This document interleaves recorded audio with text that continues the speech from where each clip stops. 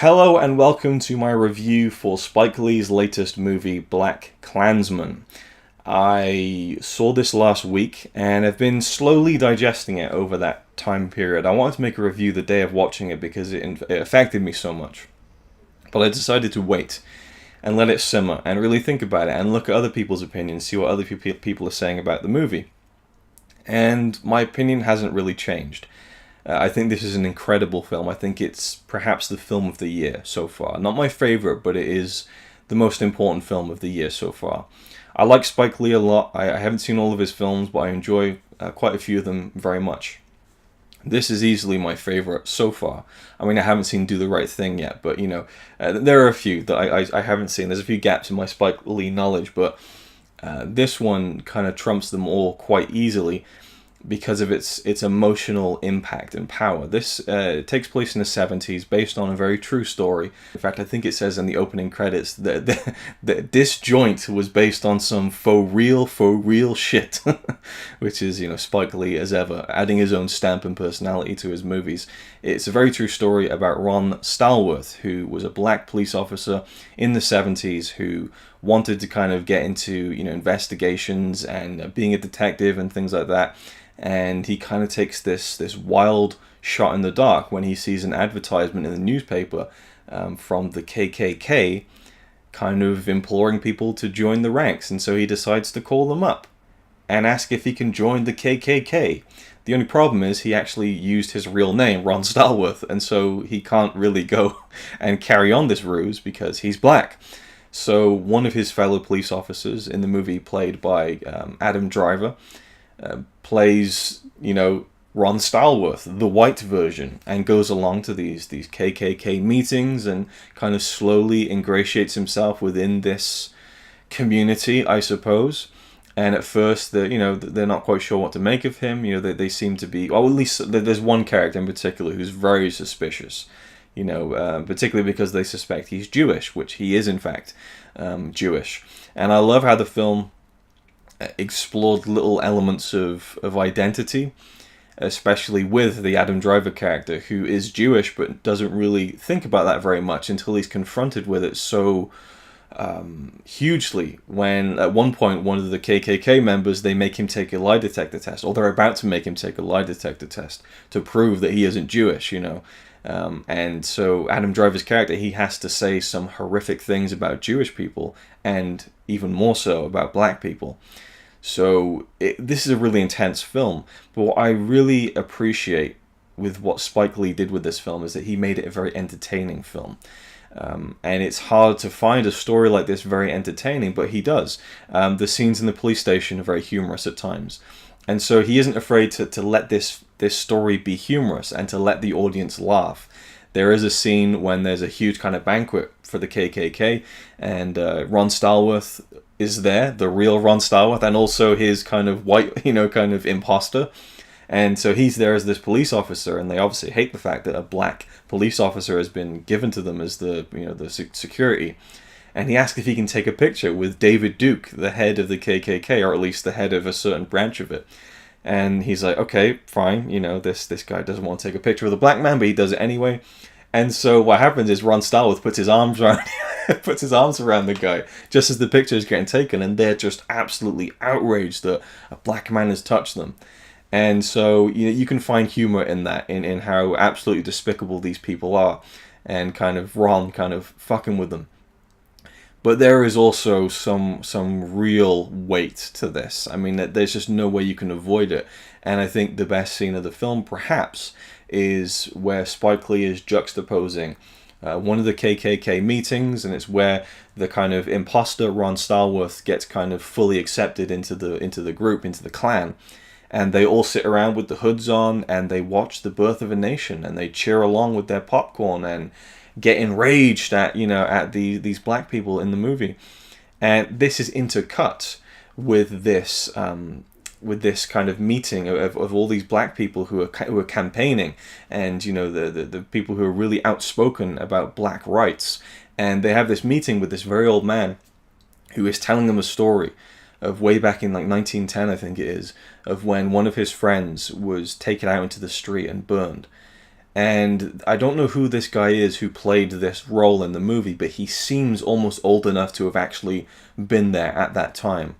Regardless, whether he was or he wasn't, the way he recalls this story and the images that are used, and what Spike Lee does with the film is he uses these real images, he uses these real footage, he uses footage from other movies like Gone with the Wind and Birth of a Nation, kind of a pastiche at times where he'll kind of take different elements, and at times the main character, Ron Stallworth, he's kind of romancing this girl, and they're talking about blaxploitation films, and the posters are kind of like, sliding onto screen, so he really plays around with the visual medium. But this one scene where you're juxtaposing the KKK just absolutely reveling in their hatred of black people, and then this group of black people hearing this horrific story that brought me to absolute tears, just, how disgusting and vile and evil humans can be.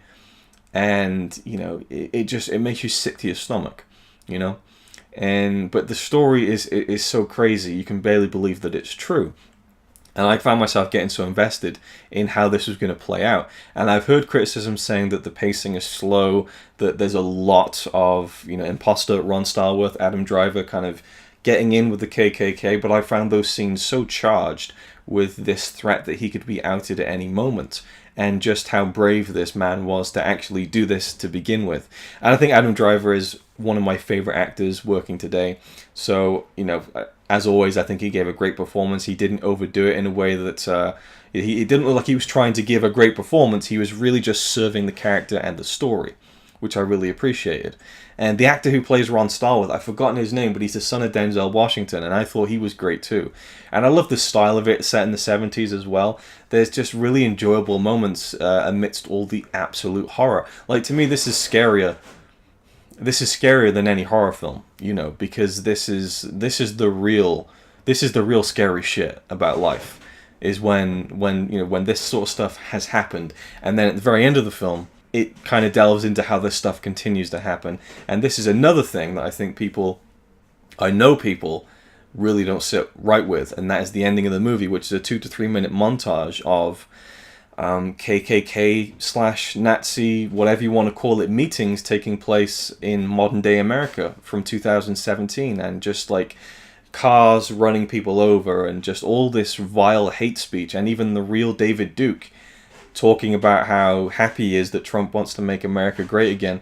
And it is an incredibly powerful sequence that just absolutely rattled me. And most people I've spoken to, they really don't like it. It doesn't sit well with them. They think that it's too on the nose. They think it's unnecessary. And my feeling is, how could it be anything but completely necessary? We've seen this story where we're removed from it because it's set 40 years ago, and like, wow, that was crazy. Wow, people were racist back then. And Spike Lee's like, hey, they're still that racist, It might not be as prevalent, it might not be as in your face as it was back then, or as accepted as it was back then, but it is still taking place, it is still a problem. And I think that is an incredibly powerful message, and you can say it's on the nose if you want to. You can kind of bemoan the fact that he used a clip of Trump, but I just don't think it is anything more than completely necessary, completely relevant, and a very powerful way to end this story. He reels you in with this entertaining tale, this true story.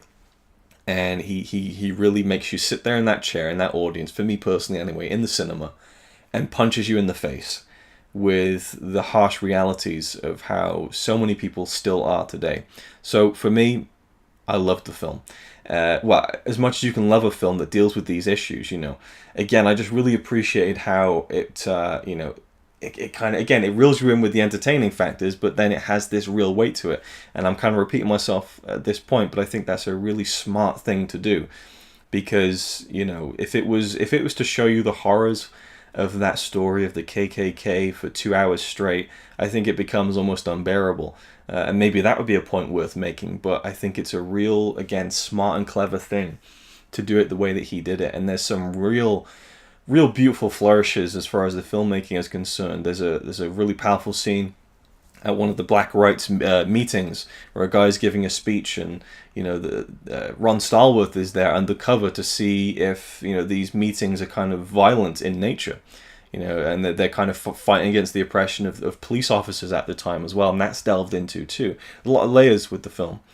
and we see the faces of the black people sitting there in the audience, kind of like, it's a dreamy kind of way that he frames these faces amidst a kind of dark backdrop. It's very beautiful, I think. And yeah, so for me, I think I'm in the minority for really thinking this is a fantastic film that really drew me in. And then another scene that I thought was absolutely disgusting was a scene where the Ku Klux Klan member who doesn't trust the imposter Ron Starworth, he is in bed with his wife, and she's just talking lovingly about wanting to help out with killing some black people. And that to me is almost more horrifying than anything else, is just that kind of that love for it that some people were brainwashed into having. Just absolutely horrible. But anyway, you know, it doesn't shy away from anything. You know, it's a very explicit film in that way. And another great part was kind of the climax of the plot to kind of set off this bomb that was going on in the movie, and kind of the build up to that, and that last 5 minutes where you don't know what's going to happen, the tension, the music, just phenomenal filmmaking. But then again, at the end, you just boil it down to a very simple message that may seem to some, and you can take it that way if you want, as too on the nose or too, you know, political. But I think that it's a great platform to make people kind of, you know, wake up a little bit. Because it's certainly something that I can be completely honest in and say that I don't pay attention to too much. I mean, I can see that stuff online and say that's horrible. But, you know, I always try to compartmentalize those things, whether with anything that's bad in the world. I try to not think about it too much because it just drags me down, you know. But this really just, I don't know, it's a great platform, I think, to make a really entertaining film about a great true story. Where these people triumphed against evil, but then still remind you that the fight ain't over. And sadly, it probably won't ever be. But making that point, I think, is worth doing. And so I commend Spike Lee for doing it. And but even that aside, even the kind of political weight of the film or anything like that, or the message, I just think it's a really damn good film that's made so well. But because that extra element, I do think it's the most important film of the year I've seen so far, and probably all round bell to bell the best film of 2018 that I've seen so far, and one I'll definitely return to. And yeah, so that's it. Thanks for watching. Leave me your thoughts on the film down below if you've seen it, and I'll see you in the next video. It's alright by me. Apart from the fact he throws cans of Carlin into a tree. Yeah, he's really cool. Yeah, he's really cool. But he's not quite as cool as you.